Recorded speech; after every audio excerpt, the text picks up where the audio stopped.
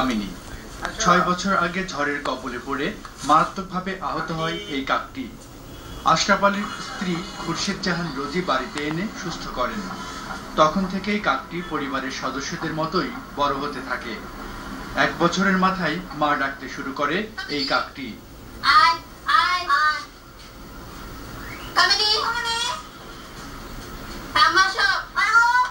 আমার দুটো মেয়ে দিয়ে যদি 20 বার ডাকে তো আমাকে 50 বার ডাকে।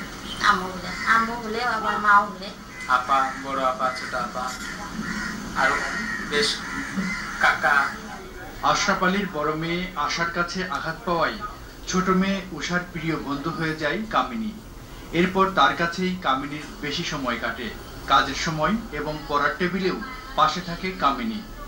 ছোটবেলায় খাওয়াইছে, ওই বড় করেছে, কিন্তু বড় হয়ে আমার সাথে সম্পর্ক। তুই যাদেরকে নাম ধরে ডাকি ওরা নাম ধরে ডাকে। আব্বু আম্মু, খালা খালু ও আপা সহ অনেক শব্দই এখন বলতে পারে এই কাক।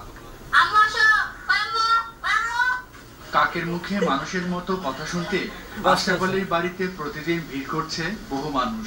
এখানে এসে শুনলাম যে কাকে কথা বলে।